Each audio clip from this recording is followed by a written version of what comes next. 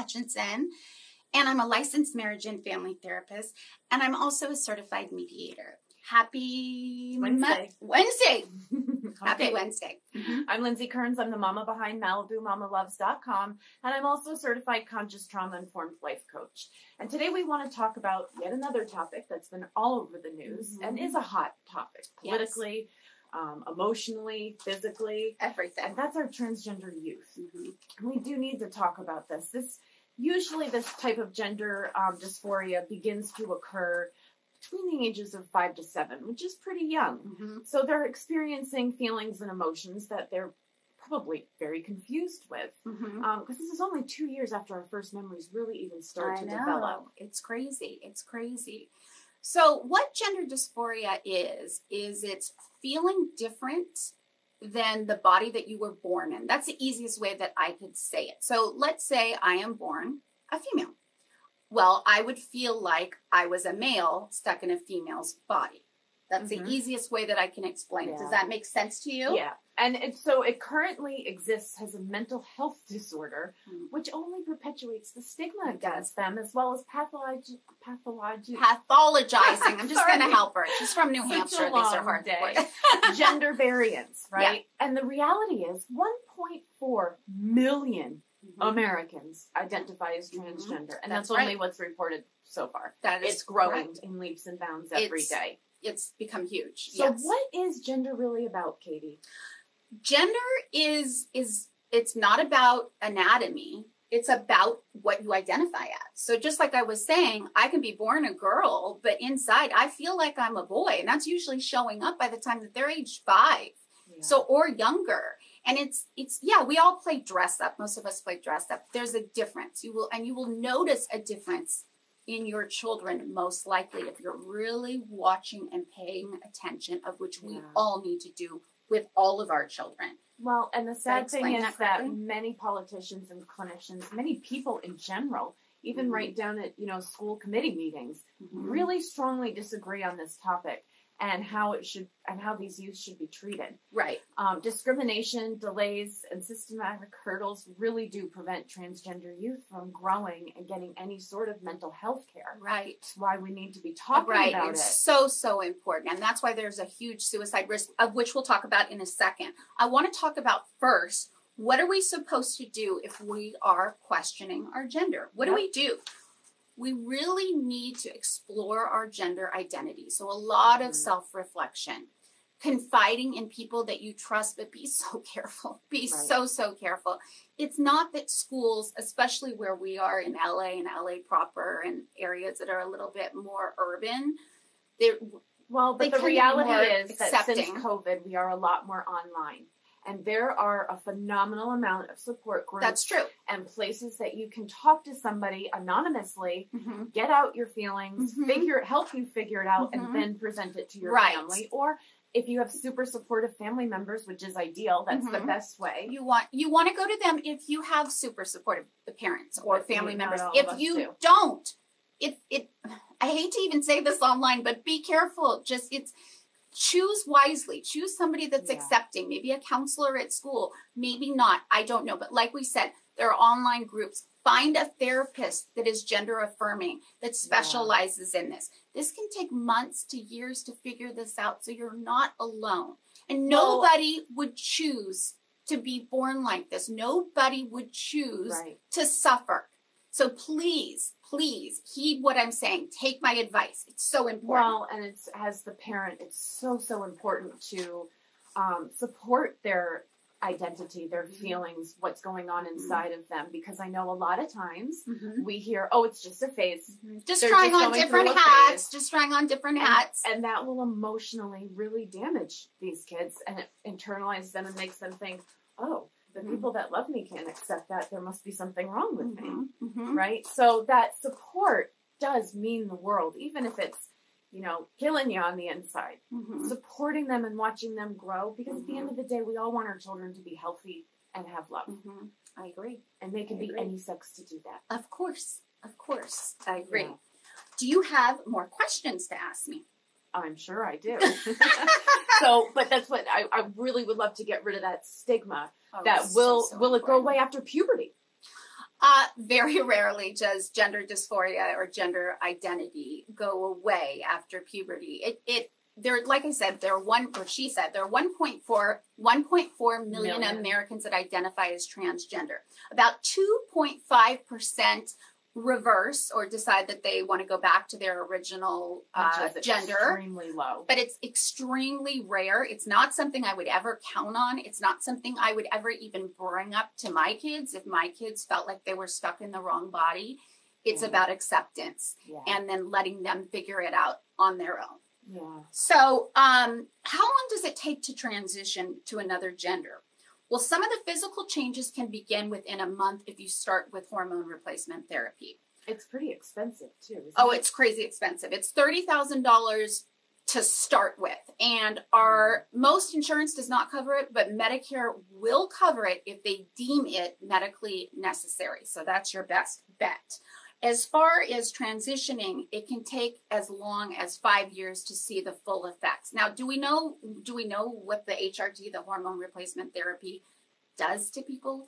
No, we don't, and that scares me. Well, I think it does something different to every person. Yeah, that is unique in each body. Of course. And so, that's that. Let's see. So I do know, though, that, again, having that support is the most important thing because the suicide rate is pretty high among them, isn't it? It's so high. In fact, I don't even know what the number is, but it's very, very high. I know Well, it's among the people that have families that don't accept them. Those are the worst. In fact, I can look up the numbers and actually will post it because I don't have it right in front of me, but I do have the actual numbers. I just have to look them up.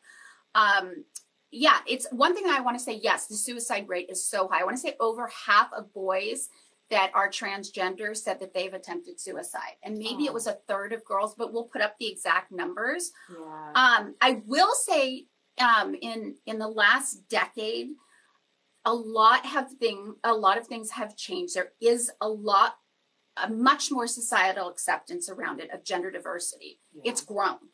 And medical practice has shifted and the number of transgender children has increased significantly. So on this show, we love to talk about communication and supporting each other. So if you are a parent or if you are a friend of somebody close that is going through this process right now, here's some tips on how to help them and guide them through this process. Yeah. Okay. So let me just talk about this is how to help your kids is what I have in front of me, but it can be for anybody. 1, offer support. 2, educate yourself. What is this about? Watch this video. Educate yourself. Read up on it. And don't just find the articles that go along with what you want to believe in. Right. Actually read all the information. Pros and cons. I don't want to say pros and cons, but for and not for, because there's going to be different. Find a gender comfortable therapist for them. So important. Find a gender affirming therapist. Yep. Ask questions, listen, don't just talk over them. Don't say it's a phase like we said before. That's so important what Lindsey said. Allow and encourage exploration. Exactly. Help them with the medical transition. Let them feel okay with it, that finally they're being true to themselves. Right. And one thing that's what she just said on allowing and encouraging exploration. You can do this in different ways. You can do societal exploration first. So this could be, let's say I'm a boy and I want to be a girl. I can start with painting my fingernails, wearing clothes that are more girly, growing my hair out.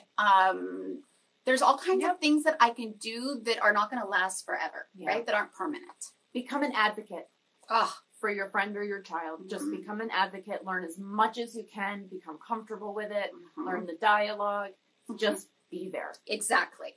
Watch out for bullying and judgment from others and try to protect them as best as you can. Just watch so hard. Even if it's a teacher that you go in and you really discuss and you feel like they're really, on your side, then say to them, please watch out. Please notify me. Anything that you can do to help my child. And teach that child, that person, how to stick up for themselves. Yes, that's huge. A huge one. That's huge. Right? Show acceptance and love and stick up for that person.